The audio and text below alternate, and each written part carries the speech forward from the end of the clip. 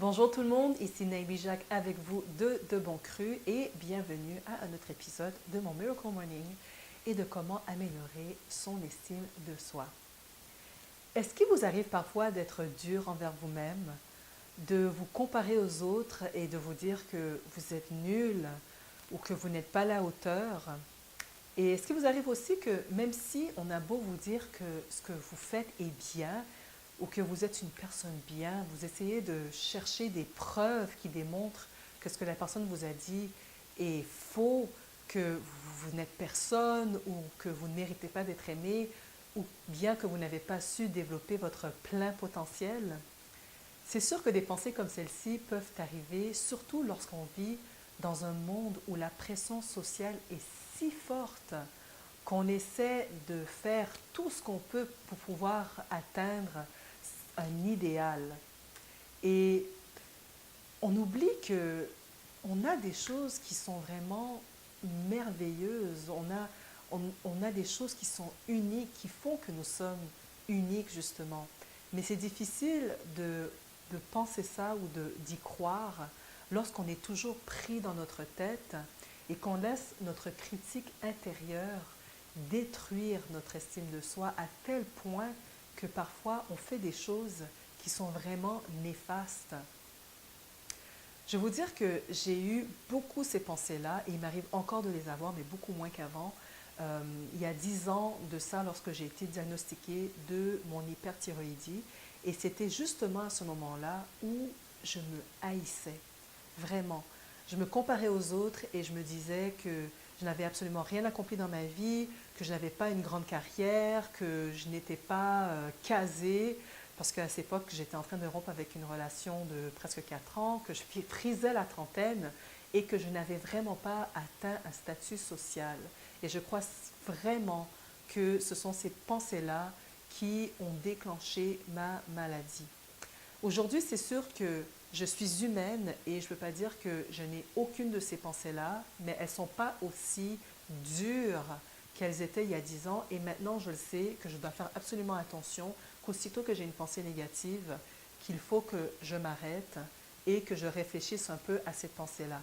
Donc, je vais vous donner quelques petites pensées, quelques petites phrases que j'essaie de me dire à chaque fois que j'ai ces pensées-là qui sont très destructrices.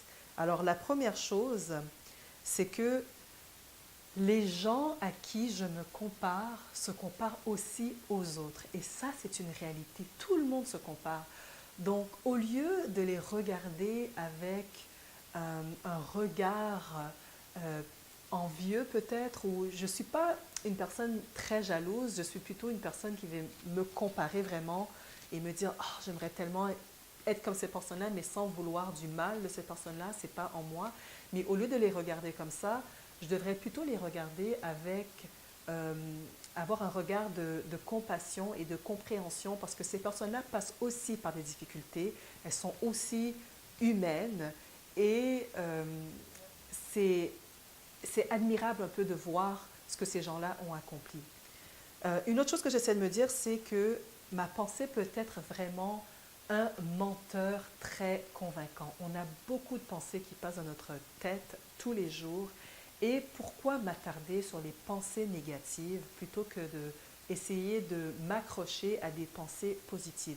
Et je ne suis pas de l'école qui dit que les pensées négatives sont très, très, très mauvaises. On ne peut pas en avoir. Je crois que c'est humain de les avoir et c'est normal de les avoir, de ne pas les ignorer, mais de ne pas passer trop de temps là-dessus parce que ça nous bouffe notre énergie.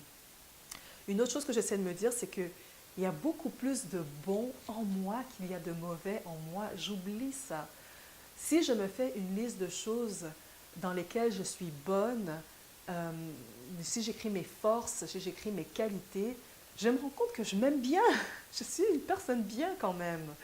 Donc plutôt essayer de me concentrer là-dessus.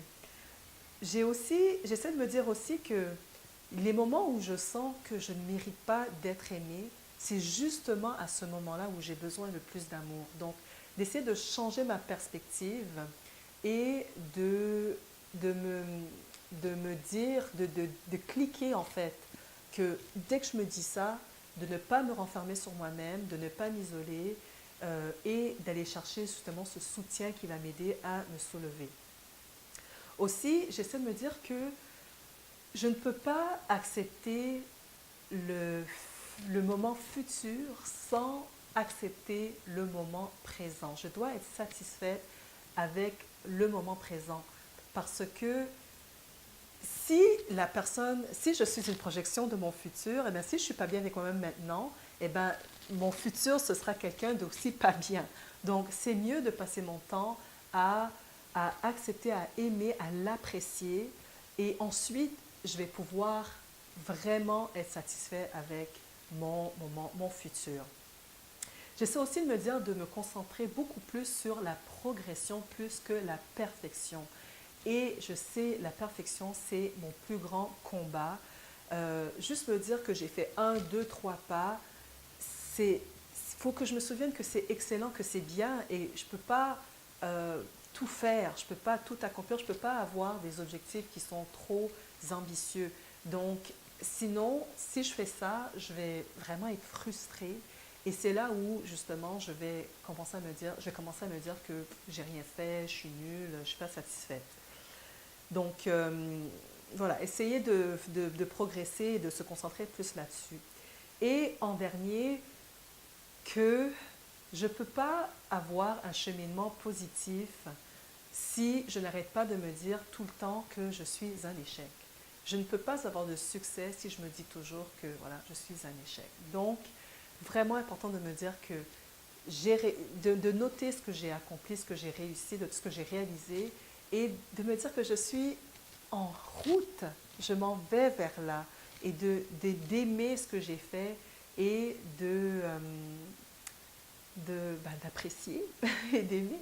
Donc, c'est des petites phrases comme ça que j'essaie de me dire à chaque fois que je sens ce critique intérieur-là me peser dessus. Et j'espère que ça va pouvoir vous aider aussi si jamais vous avez ces petites pensées-là.